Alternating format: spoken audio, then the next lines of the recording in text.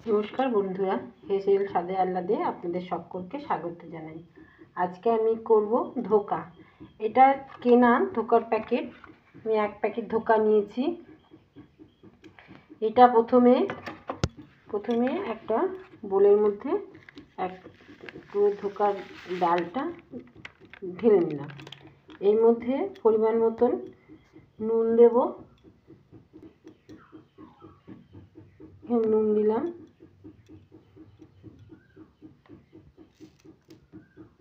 স্বাদ মতন চিনি দিলাম। এবার এটা ভালো করে মিশিয়ে নিয়ে 1 কাপ জল এতে দিচ্ছি। এভাবে আমি 5 মিনিট গুলে নিয়ে রেখে দেব। খুব ভালো করে এই 1 কাপ জল এই ধোকার ডালটার সাথে মেখে নিয়েছি। এবার 5 মিনিট এটা আমি রেখে দেব। কড়াইতে অল্প করে তেল দিয়েছি। এই ধোকার ডালটা আমি এবারে কড়াইতে দিয়ে নেড়ে চেড়ে একটা মণ্ড বানিয়ে নেব।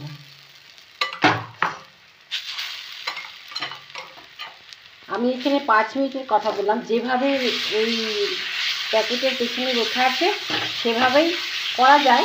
তবে আমি 5 মিনিট করে দিচ্ছি, সাথে সাথেও করা যায়, আবার 20 মিনিট ভিজিয়ে রাখলেও হয় জল দিয়ে। কিন্তু আমি 5 মিনিট পরেই করছি।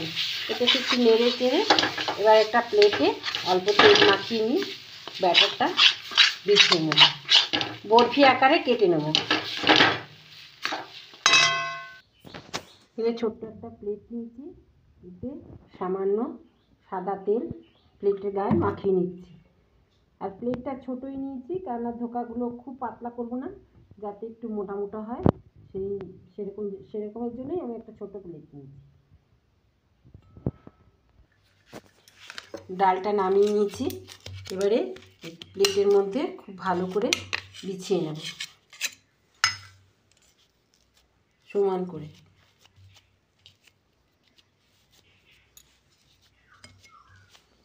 বিছিয়ে প্লেটে নিয়ে এবার আমি বরফি আকারে কেটে নেব। আর একটু আমি সমান করে নিচ্ছি, ঠিক এভাবে করে নিচ্ছি। এবার একটা ছুরি দিয়ে আমি সমান সমান করে কেটে নেব। এভাবে বরফির আকারে কেটে নিয়েছি। এবারে এক একটা বরফি তুলে নিয়ে আমি ভেজে নেব। আমি রান্নাটা দেখাচ্ছি, আমার ছেলে বাইরে থাকে, মাঝে সাঝে ওকে নিজেকে রান্না করে খেতে হয়। এই টুকিটাকি রান্না আমি যদি করে রাখি, তাহলে ও দেখে নিয়ে যখন তখন রান্না করে নিতে পারবে। আর আপনারা বন্ধুরা তো আছেনই, দেখবেন এবং কীরকম হয়েছে রান্নাটা আমাকে কমেন্ট করে জানাবেন।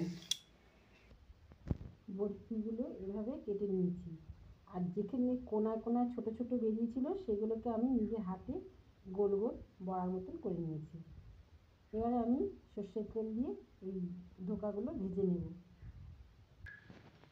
তেল গরম হয়ে গেছে, এবার আমি ধোকাগুলো ভেজে নিচ্ছি।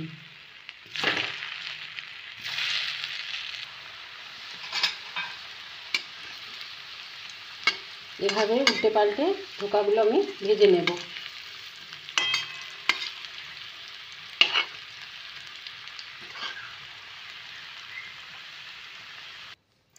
এবার রান্নাটা আমি শুরু করব। প্রথমে কড়াইতে আমি আবার সর্ষের তেল দিয়েছি, দিয়ে এবার আলুগুলো প্রথমে ভেজে নেব।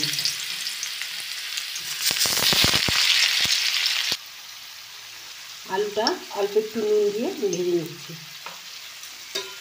যখন ধোকার ডালটা জল দিয়ে আমি মাখছিলাম তখন অল্প একটু নুন দিয়েছি। নুনের পরিমাণটা বুঝে দিতে হবে, যাতে ধোকাটায় নুন বেশি না, ঝোলেও আবার নুন দেবো। এখন আবার আলুতে একটু ভেজে নিচ্ছি, এতেও নুন দিলাম। মশলা বলতে এখানে 2টো টমেটো নিয়েছি, একটু আদা নিয়েছি, 1 ইঞ্চির থেকে একটা কম, আর 3টে কাঁচা লঙ্কা নিয়েছি। এটা বেটে নেব। আলু ভাজা হয়ে গেছে, এবার তুলে নিয়ে আমি রান্নাটা শুরু করব। ফোড়নে দিলাম 2টো তেজপাতা ছিঁড়ে নিয়ে, একটা শুকনো লঙ্কা, জিরে, দারচিনি, এলাচ, লং। ফোড়নটা একটু ভাজা হলে এর মধ্যে বেটে রাখা টমেটো, আদা, কাঁচা লঙ্কা দেব।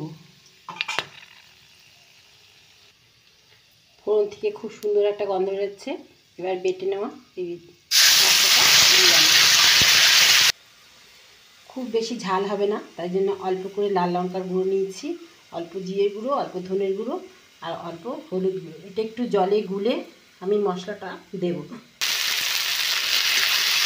আদা টমেটোটা ভাজা ভাজা হয়ে গেছে।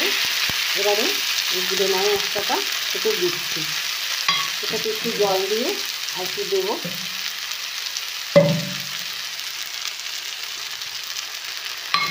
এবার আর একটু কষিয়ে নেব।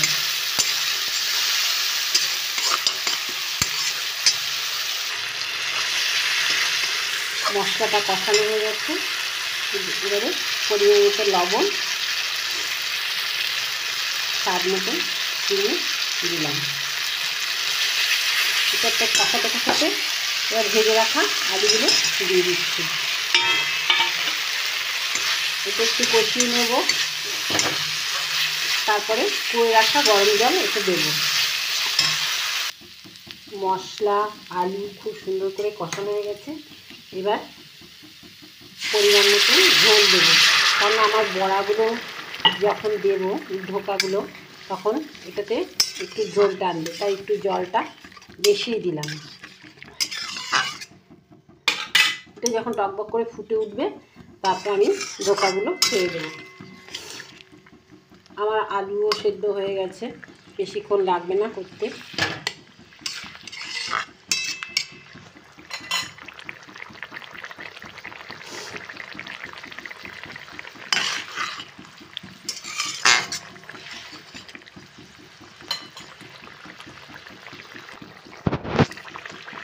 ঝোলটা ফুটে গেছে। এরপরে আমি ধোকাগুলো ছেড়ে দিচ্ছি। ভেজে নেওয়া ধোকাগুলো দিলাম।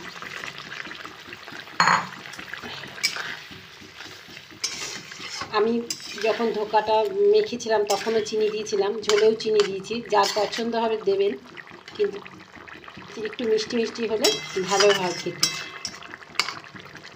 1 মিনিট মতন এটা ফুটলে আমি একটু গরম মশলা আর ঘি দিয়ে নামিয়ে নেব। আমার হয়ে এসছে। এবার একটু গরম মশলা দিচ্ছি,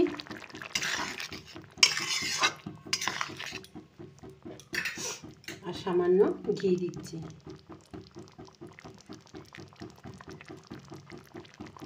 এবার আমি নামিয়ে নেব।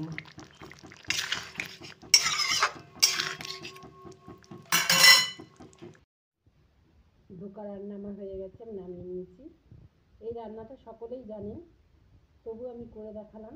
আমি যেভাবে করি সেটা আমি আপনাদের কাছে শেয়ার করলাম। আপনারা কিভাবে করেন আমাকে কমেন্ট করে জানাতে পারেন। আর আমি করলাম এই কারণে যে আমার ছেলে দূরে থাকে, ও একবার দেখলেই করে নিতে পারবে, সেই জন্য। আর আপনারা সকলেই দেখবেন। আমার ভিডিওটি দেখার জন্য আপনাদের অজস্র অজস্র ধন্যবাদ। নমস্কার। সকলে ভালো থাকবেন, সুস্থ থাকবেন।